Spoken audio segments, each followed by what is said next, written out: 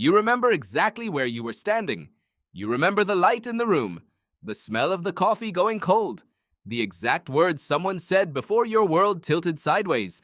But you can't remember what you had for lunch 3 Tuesdays ago. Why does your brain do that? Why does it discard almost everything, then preserve one ordinary afternoon with incredible clarity? The answer isn't really about memory. It's about survival. Your brain isn't a filing cabinet. It's a threat detection system that stores whatever might help keep you alive. Bad news is one thing it refuses to throw away. Think about the last time you heard something devastating: a phone call, a headline, a sentence that changed your life halfway through. You probably remember the room, the lighting, maybe even what someone nearby was wearing. Not because those details mattered, because your brain decided they might. Psychologists Roger Brown and James Kulik called this a flashbulb memory. In the 1970s, they noticed that people could vividly remember where they were when they heard shocking news, like the assassination of a president. They recalled the furniture, the weather, and even strangers nearby. It was as if the brain took a snapshot of the entire scene the moment something emotionally overwhelming happened. But here's the surprising part. That snapshot isn't perfectly accurate. Memory researcher Elizabeth Loftus spent decades showing that memory isn't a recording. It's a reconstruction. Every time you remember an event, your brain rebuilds it using fragments, assumptions, and emotion. People can feel completely certain about memories that are partly, or even entirely, incorrect. Confidence isn't the same as accuracy. So why do these memories feel so real? Because your brain isn't designed to preserve truth. It's designed to improve survival. Imagine one of your ancestors standing beside a river when a predator suddenly appeared. Their brain didn't need a flawless replay of the attack.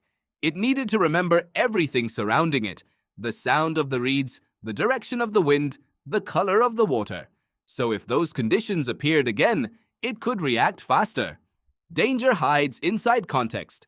So evolution taught the brain to remember the whole scene whenever fear exploded. That ancient system still exists today. When something frightening happens, your brain releases adrenaline and cortisol. These chemicals activate the amygdala, your emotional alarm system, and strengthen communication with the hippocampus, the structure responsible for forming memories. The stronger the emotion, the deeper the memory. That's why bad news often becomes unforgettable, while happy moments fade more easily. A calm afternoon doesn't demand survival. Your brain has no evolutionary reason to burn it into permanent storage. Research after the September 11th attacks revealed something fascinating. People remained extremely confident about where they were and what happened when they heard the news, even though many details changed over time. Some even remembered seeing footage that hadn't been broadcast until the following day. They weren't lying. Their brains had quietly rewritten the memory while keeping the feeling of certainty intact. What you remember isn't a photograph.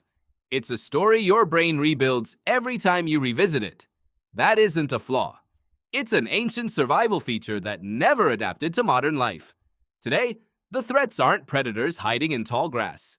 They're breakups, diagnoses, layoffs, and heartbreaking text messages. Yet your brain responds with the same biological alarm, carefully storing the room, the chair, the smell, and the sound of the moment under one instruction. Remember this. It might save you next time. This also explains why a certain perfume, song, or familiar smell can instantly pull you back into a memory you thought was gone. Those sensations connect strongly with emotional memory, acting like coordinates that lead your brain back to a moment it once marked as important. Your worst memories aren't proof that something is wrong with you. They're proof that your brain was trying to protect you. And here's the hopeful part. Because memories are reconstructed rather than replayed, they aren't completely fixed. Every time you revisit a painful memory in a safe, calm state, your brain has an opportunity to rebuild it a little differently. The edges soften. The emotional grip weakens. That's not forgetting. That's healing. So the next time an ordinary room, a smell, or a song suddenly takes you back, remember this. You're not looking at a perfect photograph of the past. You're hearing from an ancient survival system that still believes it's keeping you alive. You don't remember exactly where you were standing because that room mattered. You remember it because some ancient, watchful part of your brain decided you might need to.